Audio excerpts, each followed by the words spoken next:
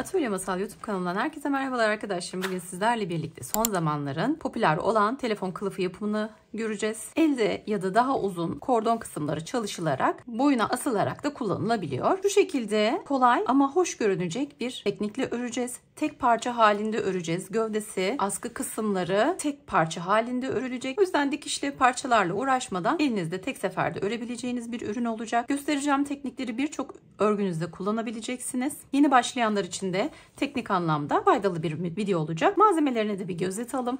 Malzemelere geçmeden önce henüz kanalıma abone değilseniz abone olmayı unutmayın. Üye olarak da kanal ayrıcalıklarından faydalanabilirsiniz. İp olarak orta kalınlıkta turuncu pamuklu bir ip kullandım. Videoda yeşilini öreceğiz. Şöyle göstermiş olayım yeşilini de. Orta kalınlıkta bir ip, 2 milim tığım var. İp olarak 60 gram yaklaşık ip kullanıyoruz. 100 gramlık bir ipiniz mevcutsa ondan başlayabilirsiniz ya da rengarenkle çalışabilirsiniz. Sizin kendi tercihinize kalmış bir durum tabi. Ve bir tane de etamin iğnesine ihtiyacımız olacak.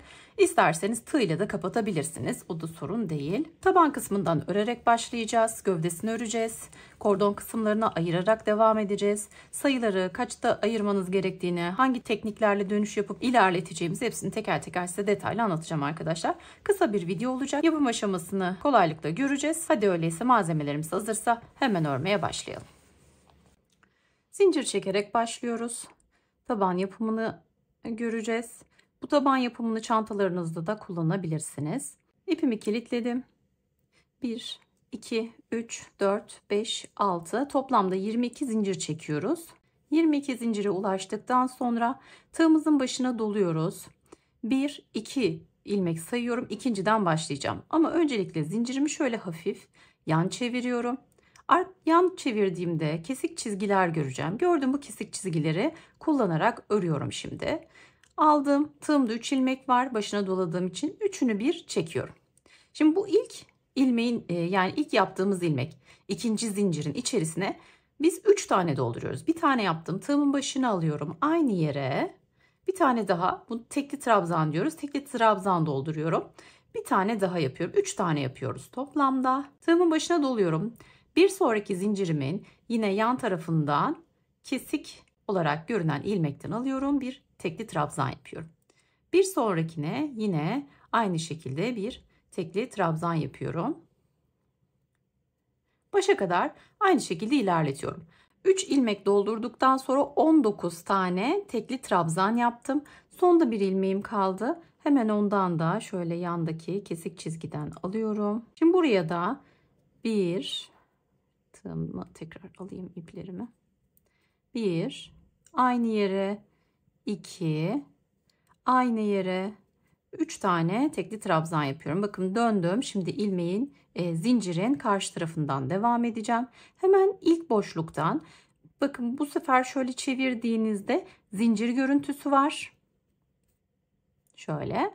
Şimdi bunun her iki tarafını alarak öreceğiz. Yine hepsine bir tane tekli trabzan yapacağız. Bakın buradan ilmeğimin iki tarafını da alıyorum. Her ikisini de alıyorum. Bu işlemi yaparak biz pürüzsüz bir zincir örgüsü yapmış oluyoruz. Zincirin sağını ve solunu bakın arada herhangi bir boşluk kalmadan örmüş oluyoruz. O yüzden tabanlarda kullanmayı tercih ettiğim bir yöntem bu. Şimdi başa kadar devam ediyorum. 19 tane de tekli trabzanı zincirin diğer tarafına örmüş olacağım ve bir üst sıraya nasıl geçiyoruz? Kullandığım örgü tekniği hangisi? Onları size göstereceğim. Başa kadar tamamladım. İpimi de buraya kadar içeride yürüttüm. Bakın herhangi bir boşluk yok. Çok güzel bir taban başlangıcı yapmış olduk. Şimdi ipimizin ucunu da keselim ve örmeye devam edelim.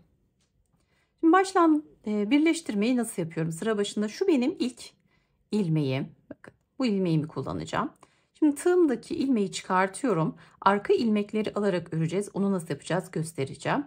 Tığımdan çıkardığım ilmeği öncelikle bu ilk ilmeğin içinden arkaya geçiriyorum. Sonra burada bir tane şöyle zincir çekiyorum. Tığımın başına doluyorum. İlmeğin bir bana bakan tarafı var, bir arka tarafı var. Arka ilmeğinden tığımın kancasıyla girip ipimi alıyorum. Şimdi burada tekli trabzanımı çalışıyorum. İlmeğimi ilk ilmekten arkaya geçirdim. Bir tane zincir çektim. İlmeğin arka ilmeğinden tığımla girdim ve bir tane tekli trabzan yaptım. Şimdi bir yanındakinin yine arka ilmeğinden tekini alıyorum bakın. Ama tekini alırken şu detayı da anlatayım size. Daha tok durması için bir arkasında bir ilmek daha var. Birazcık çevirdiğinizde göreceksiniz. Bakın tığınızı şöyle gönderdiğinizde 2 tane. Oradan alıyorum ve tekli trabzan yapıyorum. Tığımın başına doluyorum. Arka ilmekten alıyorum. Şöyle tığınızı gönderdiğinizde bakın çevirin, 2 tane ilmek var orada. Şimdi şöyle yaptığınızda göreceksiniz. İkisini bir alarak tekli trabzan yapıyorum. Buradan tığımı gönderiyorum. Bakın zaten hemen kendisi 2 ilmeği buluyor. Bütün ilmeklere bu şekilde birer tane tekli trabzan çalışıyoruz. Daha sıkı bir örgü olacak. Gevşemeyecek. Bolarmadan rahatça ürünü de kullanabileceksiniz. Zaten telefonu kavraması gerekiyor. Bu da amacımıza uygun olacak. Şimdi bu sırayın tamamını dönelim. Yine sıra birleştirmesini göstereceğim ve devam edeceğiz. Şimdi döndüm geldim. Bakın görüntümüz bu şekilde. Böyle bir çizgi oluşmuş oldu arada. 19'ar sık iğne aralarda yaptık. Dönüşte 3'er tane trabzan yaptık. Düzeltiyorum. Dönüşlerde 3'er tane yapmıştık. Toplamda 44 ilmeğimiz vardı elimizde. İkinci sırada da yine hepsine birer tane yaptık. Dönüşlerde de birer tane yaptık. 44 sık iğneyi devam ettirdik ve devam ettireceğiz de. Şimdi ölçülerini vermedim başta. Ölçülerini de size göstermiş olayım. Tabandan ölçelim. Şöyle ilk çizgiden birleşim çizgisine kadar toplamda 16,5 santim yapıyor. Şöyle en kısmı da boşken 8 santim. Telefonu aldıktan sonra biraz genişleyecek. Bu şekilde öreceğiz. Diğer kısımları da yine ördükçe ben size ölçülerini söyleyeceğim, vereceğim. Yapacağımız işlem bakın, birleştirmeyi tekrar edelim, tekrar görelim istiyorum. Tığımdan çıkarttım. İlk ilmekten bakın gelirken ikisinden geçireceğim şimdi. Alıyorum, arkaya çekiyorum ilmeğimi. İkisinden geçirdim. Şu arkada bir tane sık iğne yapıyorum. İpimi buraya sabitliyorum. Başını alıyorum. Şimdi ilk çalışmamı bu ilk ilmeğin arka ilmeğinden alarak yapıyorum. Tığımı zaten gönderdiğimde 2 ilmek olarak aldım ve tekli trabzanımı yaptım. Tığımın başına doluyorum. Bir sonrakinin arka ilmeğinden gönderiyorum. Bakın 2 tane ilmek geliyor. İkisini bir alın. Tekini alırsak eğer uzun olur. Arada boşluklar kalır. Bunu istemiyoruz. Ve yine hepsine birer tane, toplamda 44 tekli trabzan olacak şekilde örüyoruz. Verdiğim ölçülere göre örebilirsiniz. Telefonunuzu ölçüp örebilirsiniz. Tamamladıktan sonra nasıl ayıracağız? Bütün detaylarını size veriyor olacağım. Şimdi örelim ve devam edelim. Ölçüsüne de tekrar bir bakalım beraber. İlk çizgiye kadar telefonu koyduğumda içerisine 17 santim oluyor. Enine de bakalım hemen. Yaklaşık 8,5 santim, tam değil ama telefona göre esneyecek. Sık olmasını, telefonu tutmasını istiyoruz. Daha önce de belirttiğim gibi bu şekilde bir görüntüsü oldu. Bakın birleştirme yaptığımız yerler gayet hoş duruyor bence. Bu şekilde yapacağınız bir birleştirmeyle pürüzsüz geçiş, üst direğe geçiş elde edebilirsiniz. Herhangi bir dikiş izi de olmadı. Benim bu şekilde hoşuma gitti açıkçası. Şimdi telefonu içerisine neden koydum? Örgünüz elinizde eğer kayıyorsa, ilmek boyları birbirine eşit olmadığı zaman örgü sıraları kayabilir. O yüzden telefonu içerisine koyarak ölçüyü almanızı ben önereceğim. Çizgiyi, birleşim çizgisini olması gerektiği şekilde yerleştirdikten sonra tam ortasından işaretleyin. Şimdi şuradan alıyorum. Buraya bir ilmek belirleyici olarak ip takacağım. Şimdi 44 ilmeğimiz vardı bizim. Şöyle şimdi sayalım. Taktığımı sayıyorum. Şuradan 2, 4, 6, 8, 10, 12, 14, 16, 18, 20 ve 22. Karşılığı da burası olacak. Oradan da şöyle alalım. Şu taraftakini alayım. Şimdi 22 tane sık iğnemiz bu tarafta var. 22 tane de burada bırakacağız. Şimdi burada yaptığım sırayı şöyle birleştiriyorum. Yine aynı şekilde telefon içerisindeyken yapalım. alıyorum, birleştiriyorum. Şöyle bir zincir çekip bu ipi kopartacağız. Ve başlangıcımızı buradan yapacağız. Şimdi burada da 22 sık iğne, 22 tekli trabzan. Bu tarafta da 22 tekli trabzan yapacağız. İlk ilmekten buradan başlıyor olacağım. Öncelikle ipimi kesiyorum ve devam ediyoruz. Şimdi telefonu çıkarttım. Bakın. Şimdi şuradan başlayalım. Yine ördüğüm yüzünden örüyorum. İpimi alıyorum. Şöyle biraz uzun bırakıyorum. Bu ipin ucunu şu tarafa arkaya alalım. Şimdi şöyle bir kilitliyorum. Tığımın başına alıyorum. Yine arka ilmekten alıyorum. Arkadaki iki diğer ilmekle birlikte alıyorum. Örüyorum. Şöyle yapalım hatta. Şimdi şöyle arkadaki ilmekten kilitleyelim ki çizgiyi bozmayalım. Tığımın başına alıyorum. Aynı yere arkasındaki ilmeği de alıp ikisini bir alıp sıkı örüyorum. Bir tane trabzan yapıyorum, tekli trabzan. Şimdi ipi birazcık içerisinde yürüteceğim. 22 sık iğne boyunca öreceğim. Herhangi bir arttırma, eksiltme yok. Ve dönüşleri nasıl yapacağız onu göstereceğim size. Şimdi 22 ilmeğimizi yaptıktan sonra bakın bu birleşim yerinde de batarak döndüm. Her birine birer tane. Son tekli trabzanı yaptıktan sonra bir tane zincir çekiyorum. Örgümü çeviriyorum. Tığımın başına doluyorum. Bakın şimdi örgüyü çevirdiğimizde şunu da göstermek istiyorum size. Bu örgü parçayı iki yönlü olarak da kullanabilirsiniz. Bakın. Tersini çevirdiğimizde çok güzel bir örgü görünüşü elde etmiş oluyoruz. Şu taban kısmını da göstermek istiyorum size. Bakın. Bu şekilde kullanım da yapabilirsiniz. Şimdi devam edelim. Şöyle çevirmişken görelim. Burada şu şekilde ilmeklerimiz var. Bakın zincir gibi geliyor ve altta da devam eden bir çizgi var. Şimdi üst tarafı değil, yine arka ilmeği bunlarla birlikte alarak öreceğim. Hemen örgümü tekrar çeviriyorum ve devam edeceğiz. Bakın şimdi zinciri çektikten sonra örgüyü çevirdim. Başına alıyorum. Bakın şuradan alttaki ilmek, zaten daha öncekileri örerken de aslında bunları alarak örüyoruz biz. Şöyle bir yer belirleyeceğim. Bakın bunu alıyorum ve bunu alıyorum. Bu sefer örgünün bize bakan kısmı olmuş oluyor. Artık döne döne değil, zincir üzerinde gidip geliş yaparak örer gibi olacağı için bu teknikle devam edeceğiz. Tekli trabzanımı yaptım. Tığımın başına doladım. Bir sonrakine yine ikisini bir alıyorum. Bakın bu ilmeğin dış tarafında kalan kısmını örmüyoruz. Bize bakan kısımlarını örüyoruz. Yine bakın çizgi oluşturmuş oluyoruz. Dışta kalan ilmekler burada modeli devam ettirecek bize. İkisini bir alıyorum.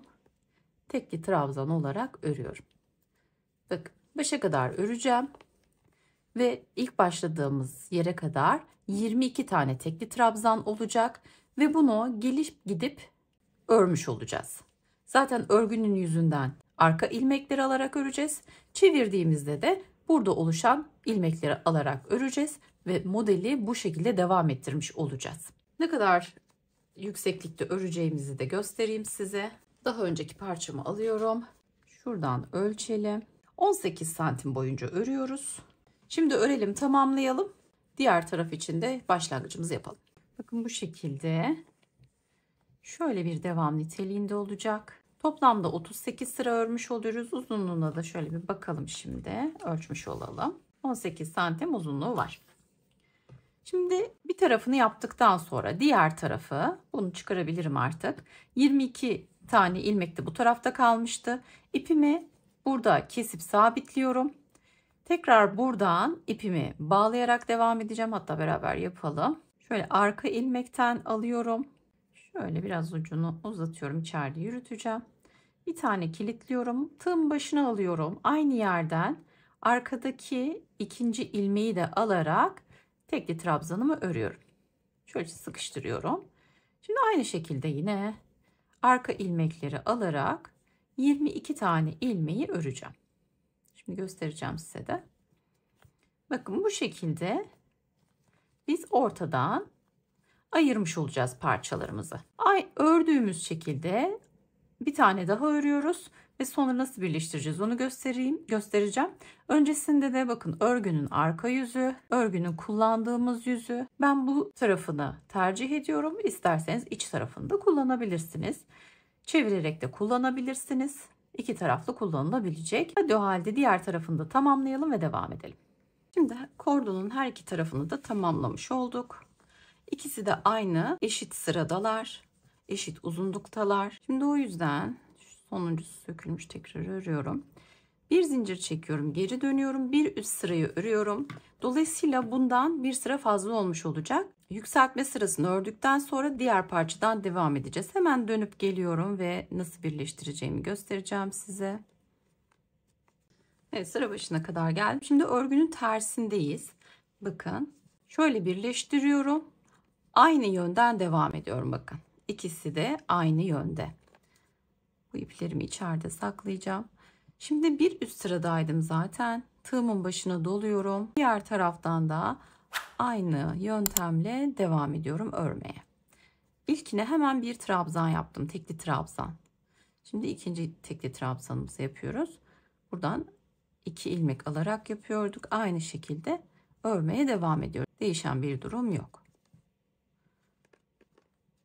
Yine çizgi görüntüsünü örgünün diğer yüzünde bırakıyorum. Şöyle bir görelim.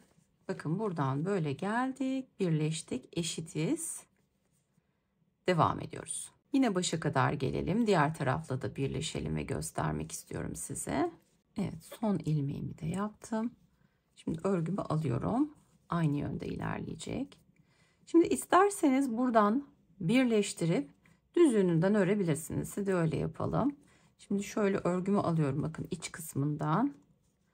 İçerideki yüzden örmeye devam etmiştik ya. Şöyle bana bakan tarafından ilmeğimi alacağım. İlmek kaydırmayla birleştireceğim. Şimdi örgünün içi iç tarafta kalsın. Biz dışarıdan örmeye devam edelim. Bir tane zincir çekelim. Şimdi normal öreceğim şekilde çeviriyorum parçamı. Herhangi bir arttırma eksiltme yapmıyoruz. Düz öreceğiz. İlk ilmeğimden alıyorum. Şöyle hemen tekli trabzanımı çalışıyorum. Bakın yine 2 tane ilmek alıyorum ama arka taraftan alıyorum. Ön tarafta çizgi görüntüsünü oluşturuyorum ve örmeye devam ediyorum. Bu şekilde birleştirmiş olduk. Şimdi elipsi yapacağız. Birleştirme yeri bu tarafta ve bizim de birleştirme yönümüz yine bu tarafta olmuş oldu. Zaten döne döne öreceğiz şimdi. Toplamda 5 santim olacak kadar örmenizi öneriyorum. Yeterli olacaktır. Örelim ve üst kapama için devam edelim. Tamamladım, bitirdim. Şöyle hemen bir ölçelim. 5 santim. Şimdi burası normalde bitti. Döne döne ördüm, geldim. Bakın birleştirme izi olmadı. Bu kısımlara göre biraz sıkı ördüm tepe kısmını. Şimdi burada bitti. Ama biz döne döne ördüğümüz için şöyle üst sıraya çıkış var. Yükseliyor tekli trabzan. Onu ben kenar kısmına gelecek şekilde şu kordonları birbirlerine eşitleyerek kenara kadar yürüttüm. Şimdi burada ne yapacağım? İlmeğimi şöyle tığımı alıyorum. Bakın çeviriyorum örgümü. Bir sonraki ilmekten tığımdan çıkarttığım ilmeği geçiriyorum. Şöyle sıkıştırıyorum. Bakın ipim ortaya gelmiş oldu. İpimin ortaya gelmesini neden izliyorum? Birleştirme yapacağım teknik için geçerli. Tığımda ilmeğim var. Şimdi bir sonraki ilmekten bakın hiç ilmek atlamadan dış taraflarını değil, örgünün içinde kalan taraflarını alıyorum ilmeklerimin. Yine bir çizgi görüntüsü devam etsin, bozulmasın istiyorum görüntümün ve üçünün içinden aldığım ipi geçiriyorum. Tekrar yapıyorum. Bir yanındakinin içe bakan tarafı, diğer tarafın sağdaki ilmeğin içe bakan tarafı, soldaki ilmeğin içe bakan tarafı. Bakın 3 tane ilmeğimiz oldu. İpimi alıyorum, üçünün içerisinden geçiriyorum. Tekrar edelim.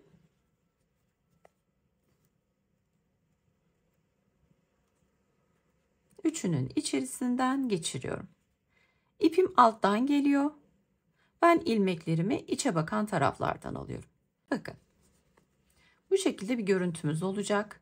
çizgimizi devam ettirmiş oluyoruz. Şimdi başa kadar aynı şekilde devam edelim. Son halini size gösteriyor olacağım. Şimdi tamamladım. Başa kadar geldim. Bir görelim. Şöyle bir bakalım. Örgümüzün birleşim yerini arkada bıraktığımızda bakın çizgiyle devam ettirmiş olduk. Tutarlı bir devam var. Bu şekilde. Şimdi sonuncusunu yaptıktan sonra son ilmekler kabul ediyorum biraz zorluyor. Yaptıktan sonra bir tane zincir çekiyorum. Şöyle kısa kesiyorum ipimi. Ve bunu ucunu devam edecek şekilde sabitlemenizi istiyorum. Bakın şimdi burada bırakmayın. Şurada bunu içeriye doğru böyle çevirin. Zincir bunu tamamlayacak. Şöyle içeriye çekelim. Karşılık gelen yerden. Bakın. Hatta hiç iğne kullanmadan, ilmeklerinize zarar vermeden dikkatlice ipinizi saklayabilirsiniz. Şöyle içeriye alıyorum. İçeride sabitleyeceğim. Evet, böylelikle güncel tercih edilen bir kılıf örmüş olduk sizlerle birlikte. Şöyle de diğer rengimizi de görelim. Dilerseniz ördüğünüz ipin cinsine bağlı olarak hafif bir ütüleme yapabilirsiniz buharla, ama üzerine bir bez yardımıyla kapamayı unutmayın. Ben ördüğüm diğer parçayı hafif bir ağırlık altında bekleterek bu halde getirmiş oldum. Herhangi bir ütü yapmadım. Bu da size fikir olsun. Hepimizin ellerine sağlık. Videomu beğendiyseniz beğenmeyi ve yorumlarınızı bırakmayı unutmayın. Siz de benimle ördünüz mü? Ya da örmeyi düşünüyor musunuz? Ya da örmek istemez misiniz? Yorumlarda bırakın. Fikirlerinizi merak ediyorum. Bir sonraki videoda görüşmek üzere. Hoşça kalın.